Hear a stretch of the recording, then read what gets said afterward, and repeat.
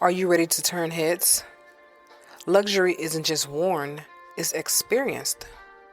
Introducing Alaila Carroll style and new up-and-coming designer collection where exclusive shoes and bags for men and women meets your feet.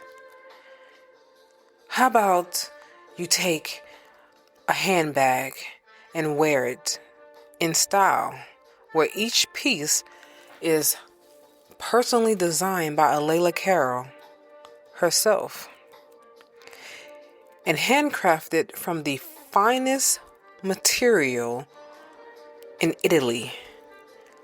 Leather, smooth like butter, bold, timeless, distinctly you. Step into true elegance and make your mark with Alaila Carroll style, where confidence meets craftsmanship. Visit Alaila Carroll style and experience the luxury of art that you wear. Welcome back to Improving Your Thoughts by Freeing Yourself. I'm your host, Alaila Carroll, and today we're talking about something we've all faced at some point in dating: how to detect lies and dishonesty. Have you ever had a feeling that something wasn't right, but you couldn't prove it? You didn't have evidence. You didn't have facts. You just had a feeling. That's your intuition that is talking to you. Today's episode is about helping you trust your perception, recognizing patterns, and understanding the subtle ways dishonesty shows up, especially in dating. Because lies in dating don't always look dramatic. They often look small, they sound reasonable, they feel confusing, but I want you to know by the end of this episode, you will know the most common ways people lie, behavior signs of dishonesty, verbal cues that something doesn't add up, how to check consistency without accusing. That's one of the biggest problems we people. I'm talking about men and women that we have. We always want to accuse before we actually have the facts.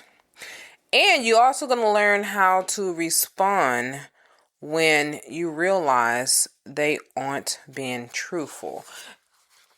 I want to teach you guys about how to figure out when a person is lying to you, but also how to respond when you find out that they're lying to you without all the dramatic and drama that goes into finding out and exposing them. It's a way to do it without fighting.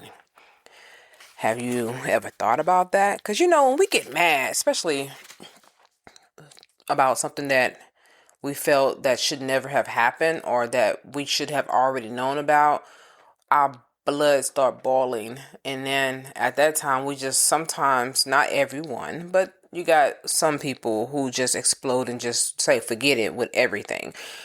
And sometimes, and I'm a victim, and I'm also not only a victim of this, but I'm also a part of doing it myself. Whenever I find out information about someone that I trusted and I realize that this person has been lying to me this entire time, I get angry and I be ready to explode and do something. Now, the old me, it's for real, the old me would do something, and that's part of my growth, that I had to learn to stop retaliating because somebody lied to me or I found out the truth about someone and then it wasn't right.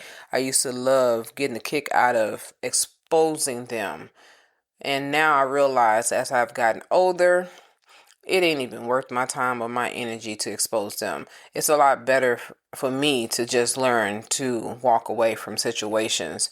And when I walk away, I've learned and I've witnessed what happens to them after. They usually go downhill, like plunge, and to a point to where it's like, hey, it is what it is. I'm just thankful that I didn't go downhill with you. So anyway, I want to let's get into it. So let's talk about what dishonesty really looks like. When most people think about lying, they think about big lies, like a fake name, fake job, fake lives. But in dating, dishonesty usually shows up as half-truths, omission. That's a big part. Not telling you everything, leaving things out. It also shows up as story changing. They don't keep the same storyline. Emotional manipulation and avoidance, because even though you avoid telling the truth, doesn't mean that you're not being truthful, doesn't mean that you're being honest, because when a person is avoiding, they already know that you need to know this information, but they're keeping it from you. And whenever you figure it out and you say, oh, you lied to me, the first thing they say is, I didn't lie to you. I just didn't tell you. Well, that's the same thing as lying, because you omitted what was needed to be said about whatever that situation is. Okay? A lie doesn't always mean someone says something false. Sometimes it means they don't say something important. See what I'm saying? You must say it if it's important. For example, not telling you they're still married. Now, you know good and well a person's supposed to know that you're married. Even if y'all been separated for 20 years. If you haven't gotten a proper divorce the way you got a proper wedding, a proper vow, you said your vows in front of man and God, come on now, then you also have to tell the person that you're still married, because you are. Give them the opportunity to be able to make up their mind if they want to deal with a married man or a married woman. They need to know. Don't take that opportunity away from them. Also, for example, not telling you they still live with their ex. A lot of people who do this kind of thing, they break up with their ex, but yet they still living together. It's usually be for two reasons: financial. They cannot afford to live on their own, or they don't want to deal with child support. So as long as they're living in the house with the person, they can keep the child support off of them.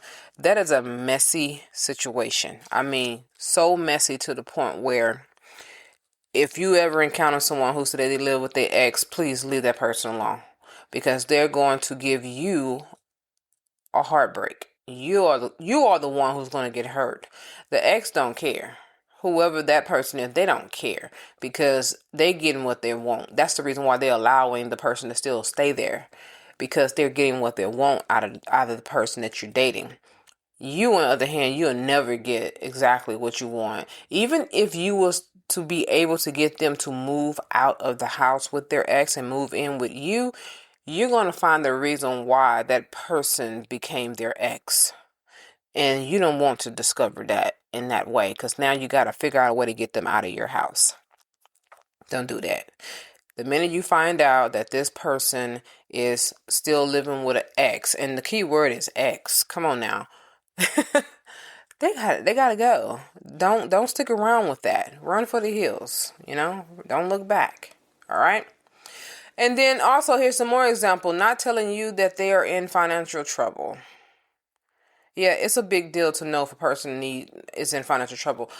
That's one of the things that I found out about my second husband. He was in financial trouble because he had back pay on child support. Crazy thing about it is that his children was grown with kids of their own. And for real, even one of his sons was married. And I'm thinking, like, why are you still paying child support on a 30-year-old? Well, he had arrears that accumulated throughout the years of not paying. So he had to pay all that stuff. And he would not be honest with me about how much he actually owed. I had to discover the information on my own. I started searching around in his car because every time he would get mail, he wouldn't bring it in the house. He would throw it in the trunk of his car. And what he failed to realize was, so what I would do was wait until I had the opportunity to go into the trunk. Now what I did, I knew that it wasn't going to be easy because he was guarding his keys like he was guarding everything else. Whenever a person is so uptight about something that shouldn't be, that is a red flag right there. So I told myself I'm gonna find out what that mail is, because I would see Attorney General on the letter, and I'm thinking like, I'm gonna find out how much this dude really owe. And I did. My car broke down and I needed to use his car to go to work. Normally he would drop me off, but he was going out of town. I had booked him a flight to go back to see his mom. Of course, the car was going to be still at the house. So I say, look, I need to use your car to get to work and give me the keys. So that's how I was able to get into the trunk. I got into the trunk of his car and I saw so much. I read so much, just letter after letter after letter about child support and how much he owed. He owed $78,000, man. I say that is almost a house. I mean, put a few more thousands on that and that's a house. That's a mortgage. That is a house. And I was thinking like, damn, this dude. Problem is, the reason why I'm teaching you guys this information, because I told you I'm teaching from experience. If I had all this information that I'm teaching you guys, I would have saved myself so much time. And I would have saved myself my beautiful youth when I was at the stage from 46 to 41. That age round, that realm of age, I would have went and traveled the entire world at that time, because I didn't have no kids and nothing. I would have traveled the entire world during that time and just been out living my best life instead of worrying about getting into a relationship, being married. But I was going through a vulnerability, and which I'm going to talk about in episode 5, which is the next episode. I was going through a vulnerability, and that's how I got suckered into this relationship. I didn't use my best judgment. I was using my emotions. So whatever it is that you guys are going through, I really am hoping that this particular season 10, will help guide you guys on the right track on dating properly. All right. And another example too is not telling you they have children. So, I experienced, not me personally, but one of my friends, she was dating a guy who had more children than he said he had. And I'm thinking to myself, why would he lie about the seed that came out of him? When a person does something like that, you have to question your motives, your reasons on why would you stick around with a person in this way, knowing that they are capable on lying about the very thing that comes out of them that they created and brought into the world. So please be careful with that as well. So I want you to know that that is still dishonesty. When a person don't tell you these things, it is still dishonesty. They're not being honest. Let me tell you about a woman named Renee. Renee met a man who said who said he was single and divorced. He never technically lied to her about being single or divorced, but he also never told her that he still lived with his ex for financial reasons. She found out later when he showed up, she showed up at his job where she saw his ex unexpectedly. It was not something that was planned. It was basically, she went there for helping him with lunch or whatever, and the ex had already showed up, and that's how she found out about this guy was still involved with his ex, even though they was not married and he was single, still involved with her. So that wasn't a misunderstanding. What it really was that it was withholding the truth. He should have told her. And of course, most of the time when people don't tell you is because they already know. Most smart people who are intelligent enough will not stick around. It's just what it is. Not calling the person dumb and not smart if they stick around, but most people who are in their right mind consciously, they will not stick around. And withholding the truth is still deception. That you need to know. You need to know that it's still deception. So here's something important to understand. People who are dishonest usually aren't nervous about lying. They're nervous about getting caught. So instead of watching for anxiety, you want to watch for patterns. Patterns tell you more than words can. You're going to ask yourself, do their stories stay the same? Are they changing up on their stories? Do details shift? Pay attention to the details. Do timeline changes? First they told you it was for a week. Now they tell you it's a month. Or they say it's 3 days. Yeah, do that change? Do answers become vague over time? Like basically it's not the same. What you want to do, you want to trust, you want to stay steady. You want to see if the questions that you're asking lines up with what they're saying, and is it steady? So lies, yeah, you have to manage them, but the truth doesn't have to be managed at all. It stays the same. And managing lies, oh my goodness, it takes so much energy to manage lies. That's why I've chosen not to be a liar. I ain't got time to try to figure out what I said to you last week about the same question that you're asking me again. I just don't have that kind of energy. Especially at my age. My brain is like, I don't even remember what I did yesterday, let alone try to remember what the heck that I told you about a situation. So I'm not finna sit here and make up no story. I'm gonna tell you the truth because this is exactly what happened. This is what it is. Now, hey, I deal with the consequences. I've been doing that my entire life. When I was a little girl, I remember, actually not even a little girl, when I became a teenager, at the age of 17, this is when my rebellious stage really kicked in. It was already in bloom when I was 15, but in full force by the time I turned 17. I got to a point where I got so sick and tired of trying to hide things from my mom to where I just started doing them in the open. Like, I don't even care.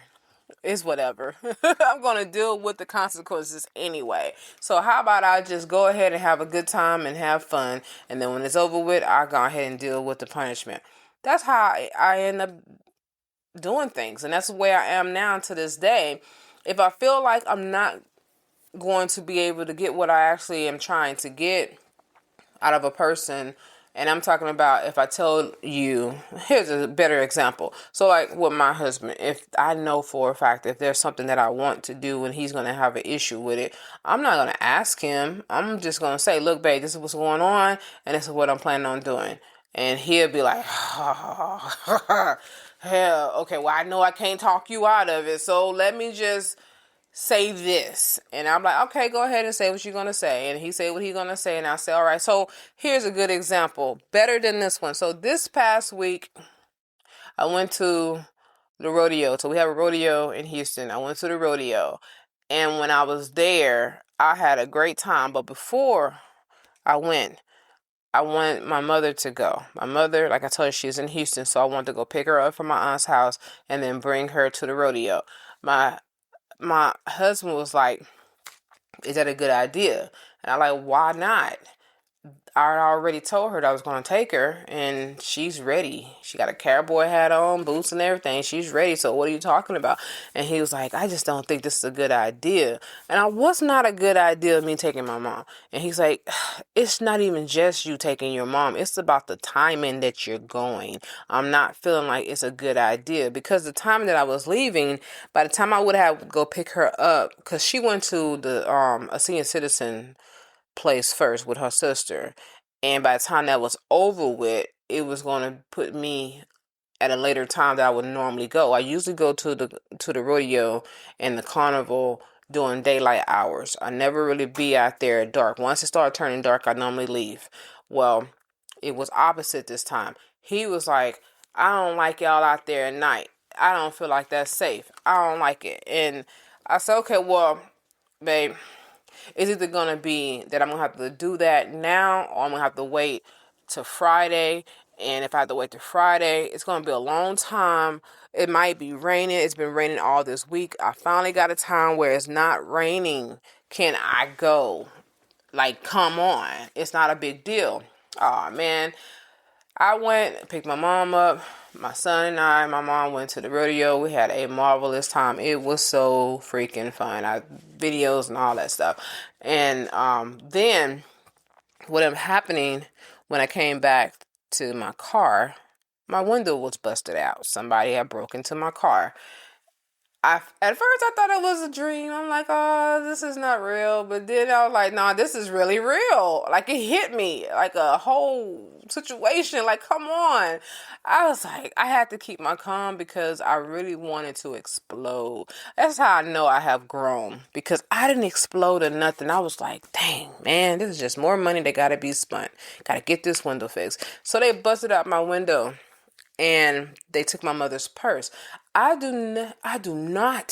never keep anything in my car. I always keep it empty, because I've been through a situation before where someone stole stuff out of my car. So I'm like, I'm not going to do any of that. But my mom brought her purse with her, which I wish that I would have figured out a better way to hide that purse. And they busted in and took the purse.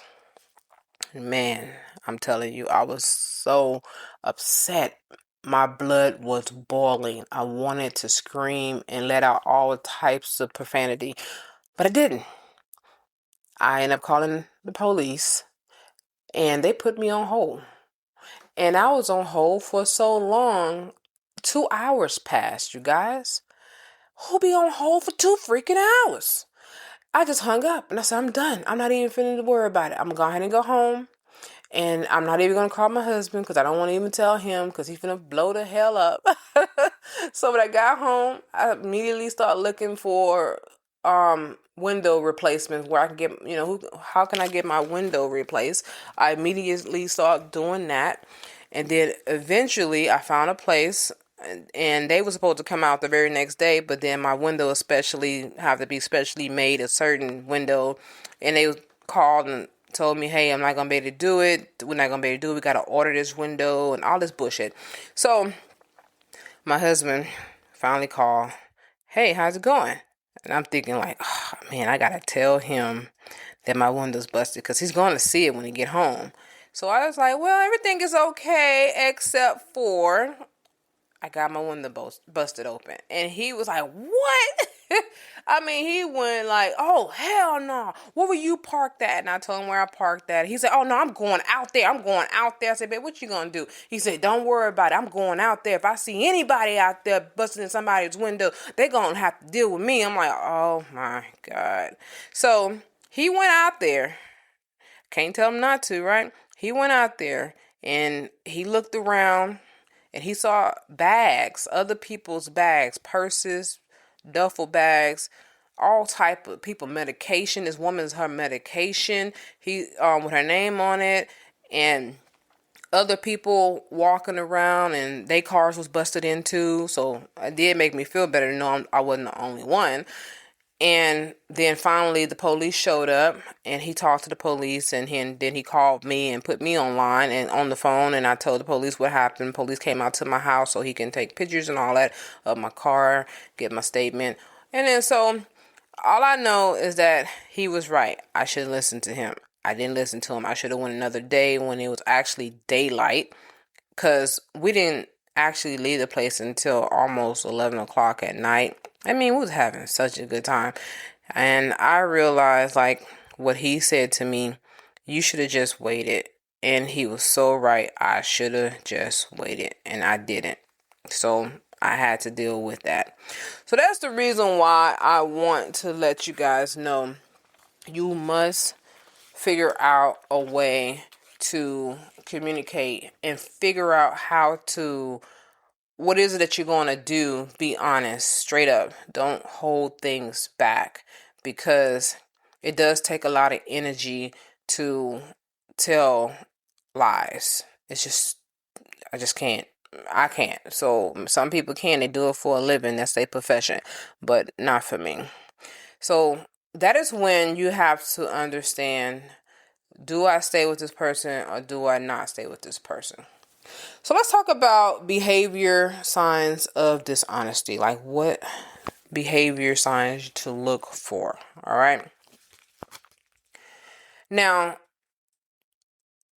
because behavior reveals more than language, here is some behavior signs that dishonesty may be present. Number one, over explaining simple things. When someone gives long, dramatic answers to simple questions, they might be trying to control the story. For example, instead of saying, I was at work, just plain and simple, I was at work. We'll be back after a quick break. If you haven't already, check out my luxury shoe and bag collection, Alaila Carroll style. Each piece is personally designed by me and handcrafted from genuine Italian leather. Whether you're dressing up or keeping it casual, these pieces were made to help you walk with confidence. Because real style starts from how you feel. Go to AlailaCarrollStyle.com and experience these bold, timeless, and completely all you. Check it out. You might find something you like. You asked one little question, where were you? I was at work. That's it. Instead, they go on into this dramatic story and they say, well, I was supposed to leave at 5, but then my boss called me into his office, and then I had to deal with traffic, and that was terrible. And then, oh my goodness, my phone died, and etc., etc. That's not always going to be a lie, but it's a pattern to watch out for. So make sure you watch out for those type of patterns if it continues to occur. Sometimes you might be dealing with a person like my mother. My mother don't know how to just give a flat answer. You can ask her one question, just like I just said, where were you? She's going to go into a whole spiel of everything. And she'll be telling the truth. It's just she don't know when to just cut it off. Give me the answer and stop there. I have to, a lot of the time, just tell her, Mama, just tell me where you were. You ain't got to tell me what happened. Just give me your location. That's it. But if you got a person who is always seem to be sneaky, or they not really lining up with what they say they were doing, then please watch out for the patterns, all right? Number 2, defensiveness instead of clarity. When asked a normal question, they respond with, why are you asking me that? Don't you trust me? You're acting insecure. That's not an answer. That's deflection. And when a person is deflecting, they don't want to tell you the truth. That's why they're doing it. Healthy people answer questions. Dishonest people attack the question. So pay attention to that. And then number 3, inconsistent availability. Yeah, this happens a lot when people are involved with other people. Disappearing for long periods. No clear schedule. Always vague about where they are. If someone's life feels like a mystery to you instead of a routine, that's a red flag. And then number 4, avoiding certain topics. They won't talk about it. Their past relationship, they won't talk about their living situation, their job in detail. Like, give me some information about your job, or even their family. If you cannot get those information out of a person, yeah, they're avoiding the information. That's called avoidance. That's what that is called, avoidance, okay? Number 5, here's another behavior that you need to pay attention to. Sudden personality shifts. They're not just bipolar. This is something that they might be hiding. One day they're warm, next day they're cold. One day they're optimistic, next day they're distant. I mean, these are signs that you really got to pay attention to, because that emotional whiplash is a whiplash. It's just going back and forth. Woo, woo, woo. Come on now. It often comes from somebody managing more than one reality. Let me tell you about a man named Jerome. Jerome noticed that every weekend his date became unavailable. During the week, oh yeah, she would text him constantly. On the weekend, she went silent. Oh, I know some people like this too. They would go silent on the weekend and holidays and stuff like that. Even on their own birthday, they go silent. Like, oh man. When he casually asked her a question, hey, how was your weekend? What did you do? She got irritated. Later, he found out that she was in a relationship with someone else. That was when he realized it was time to leave her alone. Because she couldn't be honest about her weekend. Like, I don't even hear from you on the weekend, let alone I ask you a question. You can't even give me no information. You get upset. Why are you getting upset? I'm just asking a question. Yeah, because she was trying to avoid that. And instead, he was bringing it up. So you really don't need to always have proof. You just need to check the pattern. All right.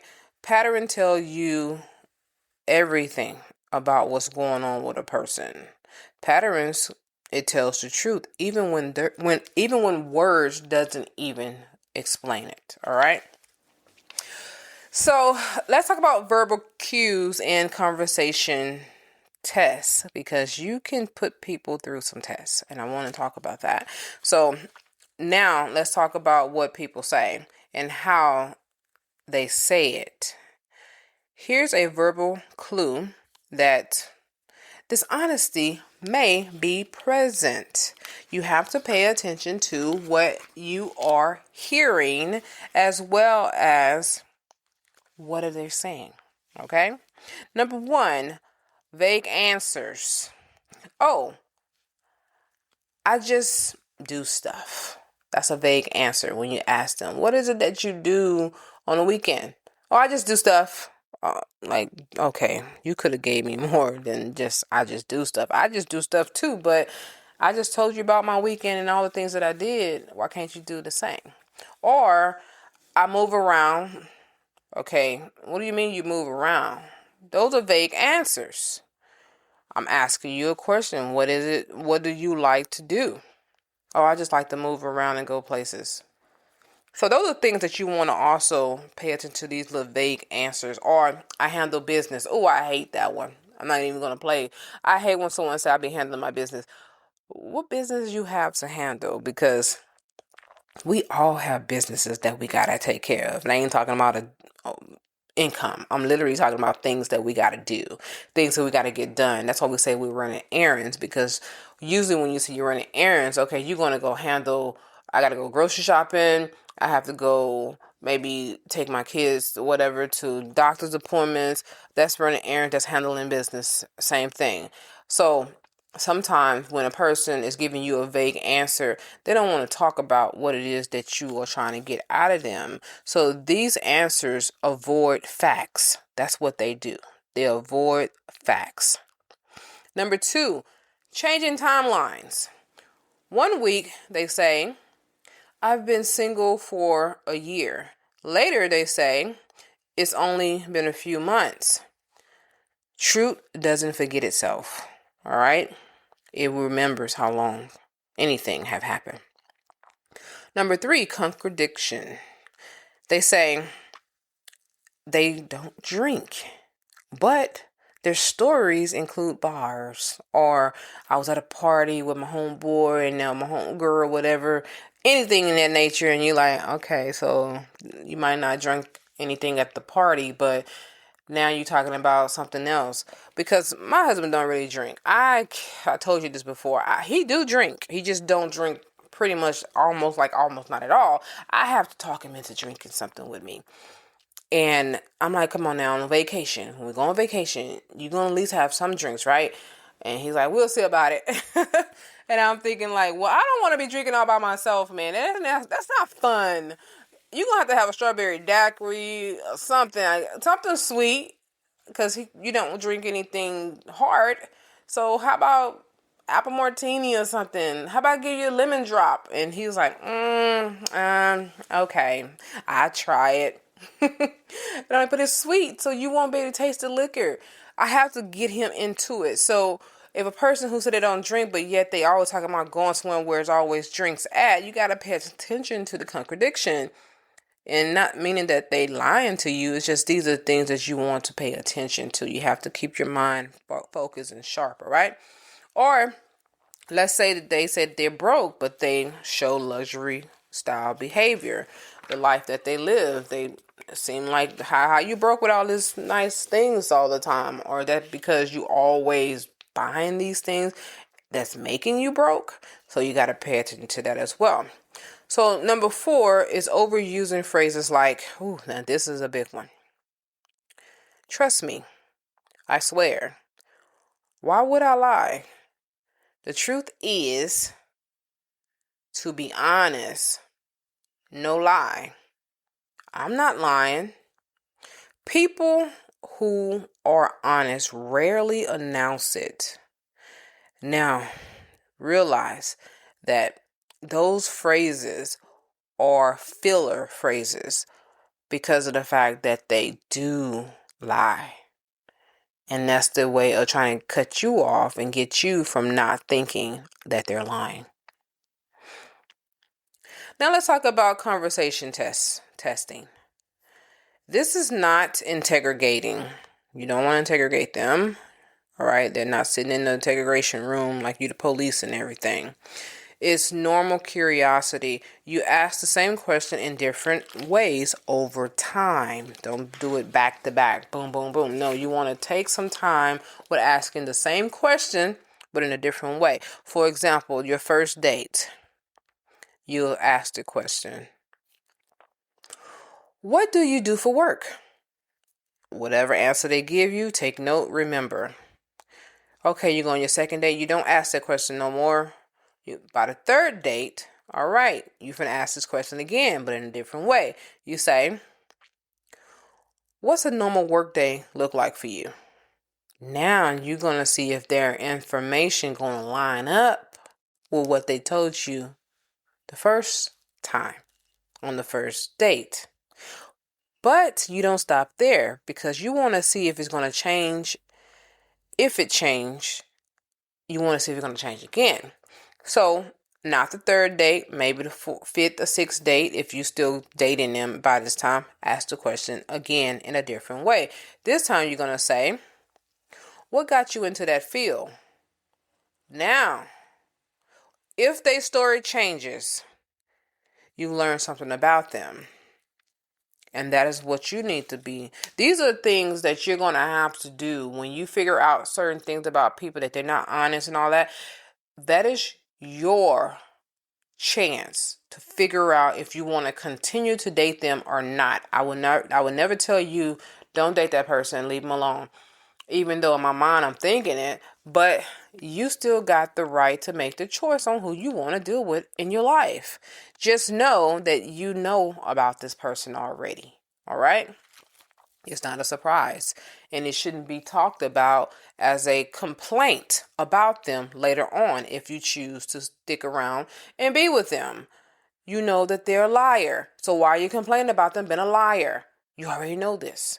So you chose to stick around and stay with them, then date that liar and be proud of it. That's what I'm trying to say here. But if you say, okay, I don't want to date a liar. I just can't. I'm out. I don't want to deal with someone who's dishonest. Well, you just got your information and now it's time to move on. So let me tell you about Jerry. Jerry was dating a woman who said she lives alone. Over time, he asked consistently, casually, just very, very casually, but it was consistent. He wanted to know, did she really live alone? Because she never invited him over, which she don't have to, because women shouldn't always invite a man over to your place when you first meet them. It should take time before you actually invite these people over to your home. So what he did was he asked this casual question. He said, do you like living alone? That's what he asked. And she answered the question. Then later, at another time, he said, what's your place look like? I don't think he should have asked that question, to be honest. But he asked anyway. What it looked like. Like, how you decorate your place inside. You know, y'all women got good, some women, but he said to her, y'all women got good taste, and, just wondering how your place looked inside. Even to me, I thought that was a creepy question. I would have been like, hell no, you don't need to know that. That's just my opinion. But he asked this question to get the answer, thinking that I wonder if she really live alone. So she went on and told him, she said, yeah, I like nice things and I have my place nice, and I decorated it myself. And she, went through all the spill of that. And then he said, oh, okay, that's nice. And then he asked her, do you cook at home or do you always eat out? And she was like, I cook. I enjoy cooking, and that's what I do. So her answer was it really didn't change. But what ended up happening was later he found out that she lived with her husband. She was actually married. So no, she did not live alone. She did decorate her place, but at the same time, yeah, she was cooking at home because she was cooking for her husband. So those are the things he found out. So what gave it away was not that he was spying. It was inconsistency because of the fact that he wasn't able to really get a chance to come to her house. And he wanted to be able to come pick her up for their dates. And she was like, no. I really firmly believe that you women have the right to tell a man, no, I don't want you coming to my house, because that's for safety reason. Men are stronger than us women, and they can overpower you, especially if you're indoors, and they can rape you and do all these things to you. You don't want to invite no one to your house. I would flat out just let a person know in the moment when they ask me, do I live alone? I would prefer not to talk about my living arrangements. How about we just continue to just get to know each other? And when I'm ready to talk about those things, then I will talk about those things. That's for my safety. And because you don't know if this person might spy on you and follow you home. You don't. Especially if you say I live alone. So don't always be quick to give an answer to that. So I thought she was okay with not giving him the answer. Now, yeah, she was still married, but if she wasn't married and she was living alone, that, to me, I felt that, no, you didn't need to know that information about her. But it is what it is. He still found out that she was married. I want to give you guys an exercise. So get your notepad out. It's your pen, pencil, all right? I want you to write these things down, all right? I want you to think about someone that you've dated or that you're actually dating right now. I want you to write, it's 3 things that you're going to write down. You're going to write down one story that they told you that you really are concerned about, that you want to know more about. Then you're going to write down things just one thing that felt off to you about that particular story that they gave you. And then you're going to write one moment your intuition spoke to you. I know your intuition spoke to you about that situation when they were telling you the story. Write that moment down. What was your intuition saying to you? Because your intuition noticed patterns before your mind can explain them to you. And here are an important rule that I want to give to you guys. You don't need proof to pause.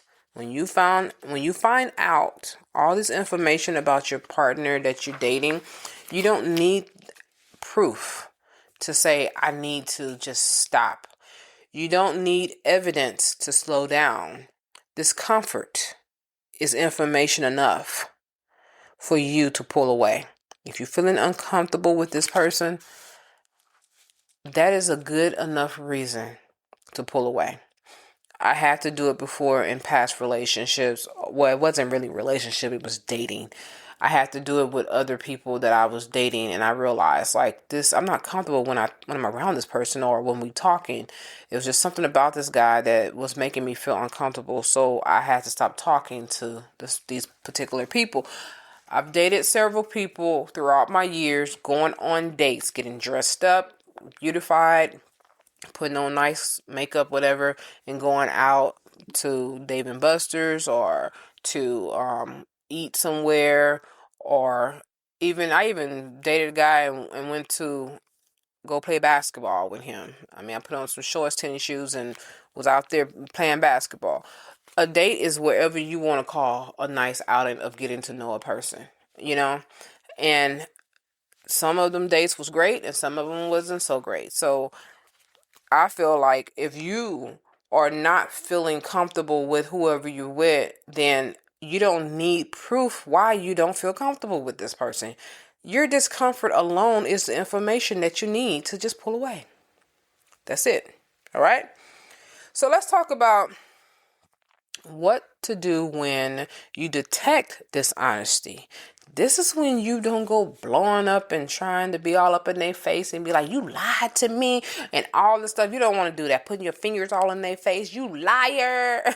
You don't want to do all that. Or smashing out windows and flattening tires and, keying their cars. Don't do that. Please, let's be dignified. Let's not be that person. If you are that person, let's stop being that person. So what do you do when you realize something isn't adding up? What is it that you do? First, what you want to do, you don't want to confront them aggressively. You don't want to be aggressive.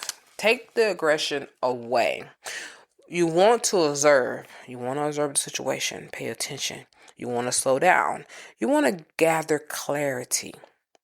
This is when you want to be sure that you know what you know what you know. All right?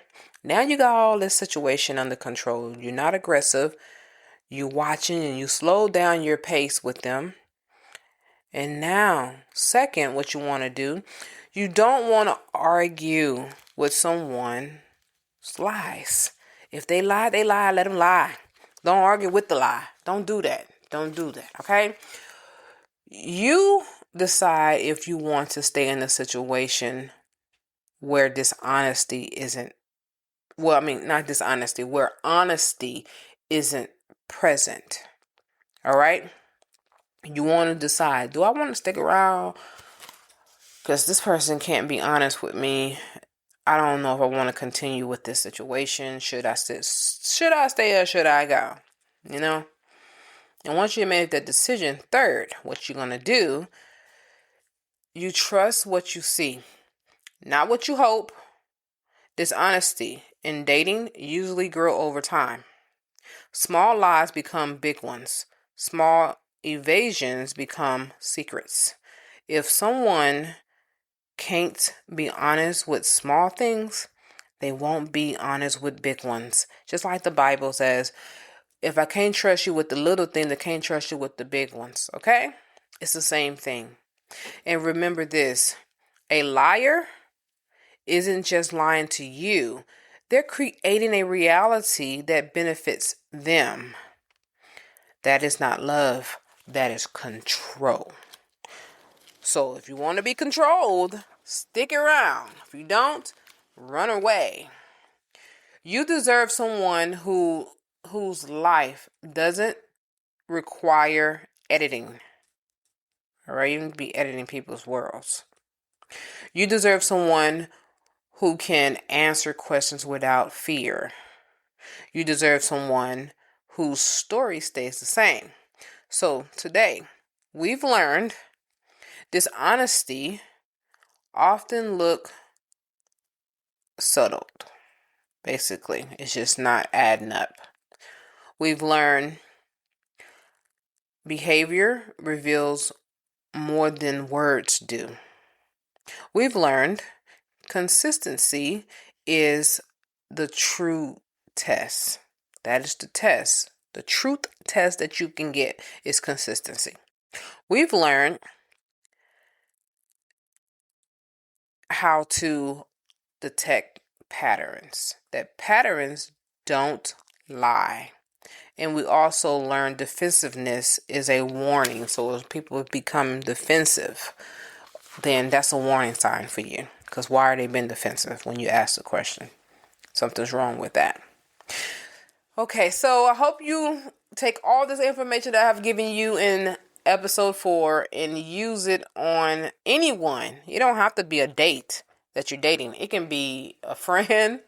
It can be a coworker. Use this information in practice, okay? Because the more you practice this, the better you become at it. The good, you become better and good at it. So you want to practice this over and over and over again. It will give you the opportunity to be able to be sharp when it comes to detecting someone's dishonesty in their lives. All right? So in the next episode 5, we're going to talk about protecting your money and assets, your assets. We're talking about finances and your financial safety when you're dating. We're going to cover situations such as financial red flags, how to protect yourself. Yes, how to protect your money, how to protect your property, what not to share too soon, why settling is dangerous, and how money is often used to manipulate in relationships. If you've dated someone who needed money, borrowed money, or made you feel guilty for having money, that episode is for you. The next episode is for you. So thank you for spending time with me today. If this episode helped you in any kind of way, I would like for you to share it with someone who needs it because, hey, sharing is caring. Don't be selfish. I'm helping you, so you help someone too, okay? I'm Alaila Carroll, and this is Improving Your Thoughts by Freeing Yourself. Remember, trust in your intuition is given to you for your protection. All right. Intuition is your first line of protection. Trust that you know what you know when you know it. Don't doubt what you're finding out. I want you also to remember that truth doesn't change. Stories do. People's stories is the one that change, not the truth. So signing out, Alaila. Are you feeling overwhelmed and exhausted by stress? Introducing Stress Management with Imaging Coaching, your ticket to a calmer, more balanced life. In this journey you will be taking with us here at Imaging Coaching, we'll equip you with powerful techniques and tools you can use to conquer stress, regain control, and transform your life. From deep breathing exercises to mindfulness practices, you'll discover the tools to relax your mind and body. Come join us on this transformative path and unlock a world of inner peace and resilience. Don't let stress hold you back any longer. Take charge of your well-being today with Imaging Coaching, your stress management team. Discover clarity, Defeat stress through imaging coaching at imagingcoaching.com. At imagingcoaching.com. At imagingcoaching.com. At imagingcoaching.com.